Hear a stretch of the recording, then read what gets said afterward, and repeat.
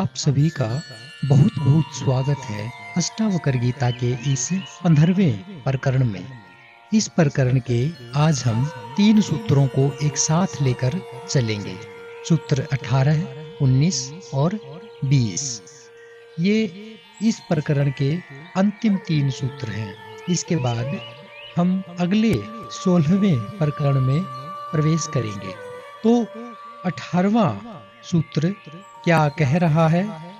कह रहे हैं अष्टावक्र, संसार रूपी समुद्र में तू एक ही था और होगा, तेरा बंध और मोक्ष नहीं है। तू कृत्य होकर सुखपूर्वक विचर। समझेंगे इसे। देखिए, बंधन में 3 का होना आवश्यक है। एक जो बंधता है, दूसरा जिससे बांधा जाता है, और तीसरा बांधने वाला। और एक बात और आप स्पष्ट रूप से जान ले कि जो अज्ञानी जीव है केवल वही बंधन में है।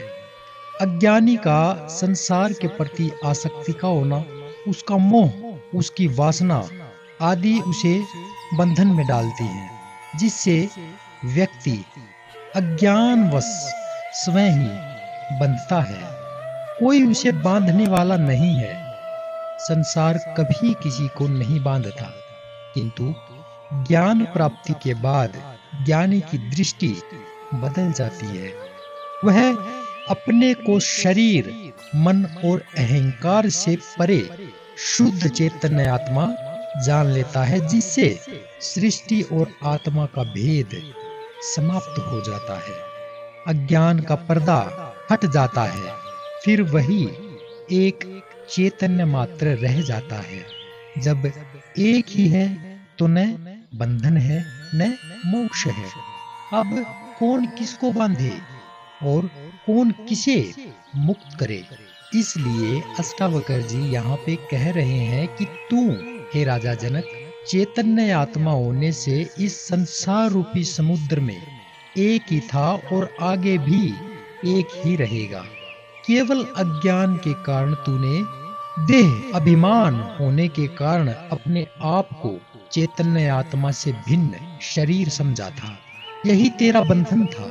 अब न तेरा बंध है यानी बंधन है, न तेरा मोक्ष है। तू कृत्य हो गया। कृत्य होना यानी आत्मसंतुष्ट होना।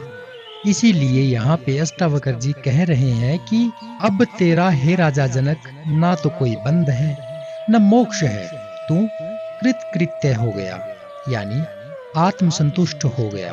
अब सुखपूर्वक विचर यानी जो भी तुझे कार्य करना है, जैसे भी रहना है, जैसे भी बोलना है, वो सब कर। अब तुझ पर कोई दोष नहीं है। आत्मा का स्वभाव ही मुक्त है, उसका बंध है ही नहीं। भ्रांति थी सो मिट गई। अपनी बात को और ज्यादा स्पष्टता देते हुए अष्टावक्र जी अगले सूत्र में कह रहे हैं, हे चिन्मय, तू चित्त को संकल्प और विकल्पों से शोभित मत कर। शांत होकर आनंद पूरित अपने स्वभाव में सुखपूर्वक स्थित हो। हमारे जो चित्त का स्वभाव है वो है संकल्प लेना, विकल्प लेना। जब उसमें संकल्प और विकल्प की तरंगे उठती है तो चित्त शोभित होता है, उद्वेलित होता है, यानी उतावला हो जाता है, उत्तेजित हो जाता है, अशांत हो जाता है, विचलित हो जाता है। इन तरंगों का नाम ही क्या है? मन है। संकल्प विकल्प के कारण ही विचार पैदा होते हैं, योजनाएं बनती हैं, उनकी पूर्ति के लिए तरीके जुटाए जाते हैं। उनकी पूर्ति हेतु शरीर और इंद्रियां सक्रिय हो जाती हैं। फिर मनुष्य कर्म करता है। अहंकार के कारण वह कर्ता बन जाता है, जिससे कर्मों का बंधन बन जाता है, नए संस्कार बनते हैं। इस प्रकार पूरा कर्मजाल तैयार हो जाता है।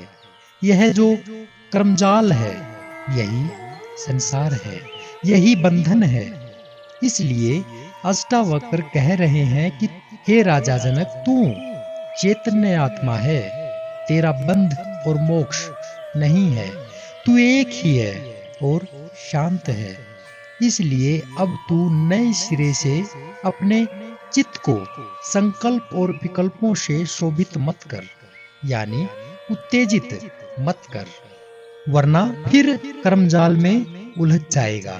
यह आत्मा तेरा स्वरूप है जिसे तू उपलब्ध हो गया है। अतः अब तू शांत होकर, आनंद पूरित होकर इस अपने स्वरूप आत्मा में सुखपूर्वक स्थित हो जा। अगले 20वें और अंतिम सूत्र में अष्टावक्र जी कह रहे हैं, सर्वत्र ही ध्यान को त्याग कर हृदय में कुछ भी धारण मत कर। तू आत्मा मुक्त ही है, तू विमर्श करके क्या करेगा। अष्टावक्र जी फिर कहते हैं कि यह ध्यान, धारणा, समाधि अज्ञानियों के लिए है, जो ज्ञान प्राप्ति के लिए साधन है। तू इस आत्मज्ञान को उपलब्ध हो गया है, अतः अब इस ध्यान और धारणा का त्याग कर। साध्य वस्तु उपलब्ध होने तक ही साधनों का उपयोग है, उसके बाद इन्हें ढोना व्यर्थ है। नाव से नदी पार हो जाने पर कोई नाव को अपने सिर पर नहीं ढोता, नाव को वही पानी में, नदी में, किनारे पे छोड़ देना पड़ता है। ठीक उसी प्रकार आत्मज्ञान की प्राप्ति होने पर जितनी भी विधियां हैं, जो भी तुमने अभी तक काम में ली हैं, उन उपलब्धियों को आत्मज्ञान होने के बाद छोड़ देना चाहिए, वरना वे साधन भी बाद में बंधन बन जाते हैं। इसलिए अष्टावक्र जी यहाँ पे कह रहे हैं कि अब हृदय में कुछ भी धारण मत कर, तू आत्म रूप को उपलब्ध हो गया है, इसलिए मुक्त ही है।